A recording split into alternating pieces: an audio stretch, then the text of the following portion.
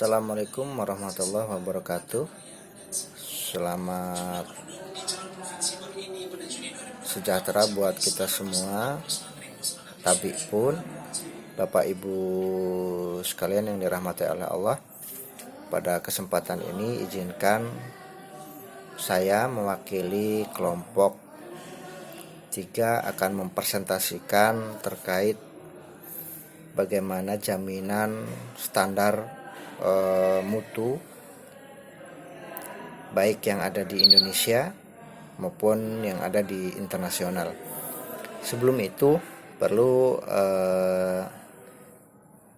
saya paparkan sedikit bahwa mutu itu adalah bagaimana segala sesuatu itu dapat terjamin kualitasnya. Ketika segala sesuatu itu dapat terjamin kualitasnya, maka indikator mutu itu adalah kepuasan pelanggan. Ini sesuai dengan teori dari Juren dan sudah kami paparkan di makalah kami.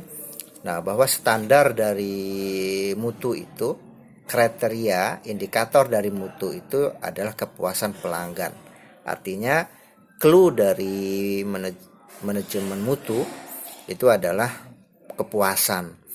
Nah, maka dalam arti kata puas secara luas, lebih luas lagi adalah minimal ada syarat-syarat, ada kriteria-kriteria, batasan-batasan minimal yang harus dipenuhi seorang bisa dikatakan puas. Nah, indikator-indikator kepuasan, batasan-batasan minimal ini akan terangkum dalam beragam aturan-aturan, dalam beragam kriteria-kriteria minimal yang sering diistilahkan di makalah kami sebut dengan standar. Nah, standar ini, batasan minimal ini akan menentukan tingkat suatu mutu, ketercapaian dari sebuah mutu dan akan kepuasan dari produk yang digunakan gitu ya.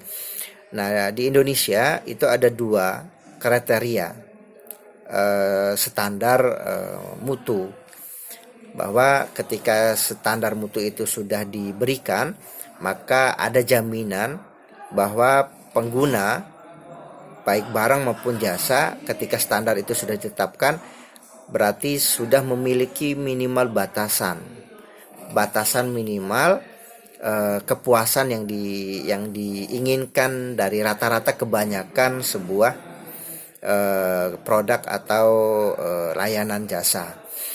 Nah, dari Indonesia itu ada 2, ada SNI, Standar Nasional Indonesia. Standar Nasional Indonesia ini biasanya dalam berbentuk barang. SNI seperti contohnya helm standar SNI, kemudian ada produk-produk standar SNI gitu ya.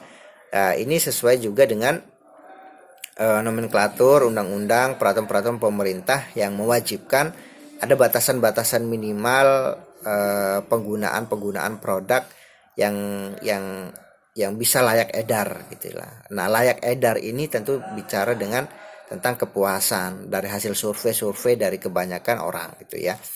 Dari para pembuat produksi barang atau layanan jasa, biasanya mereka akan melakukan survei pasar sejauh mana tingkat kepuasan. Nah, ketika pelayanan minimal sudah ditingkatkan, tingkat kepuasan orang biasanya akan meningkat.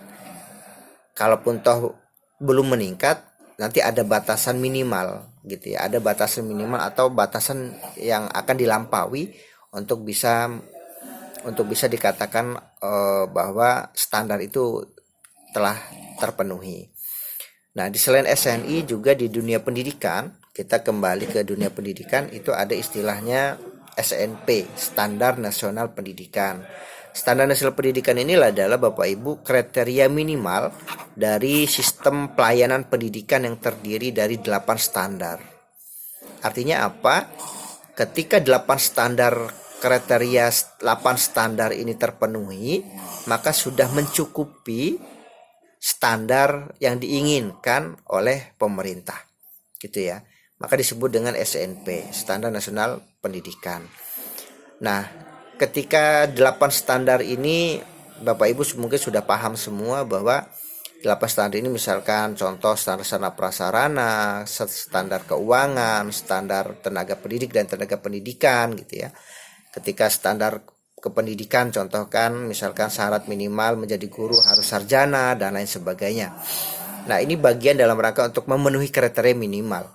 Jadi standar itu bukan batasan maksimal, tapi kriteria minimal. Seseorang dikatakan memenuhi standar itu berarti dia sudah memenuhi kriteria minimalnya. Nah, apakah standar itu bisa dilampaui? Nah, pelampauan inilah yang disebut dengan capaian keberhasilan gitu ya.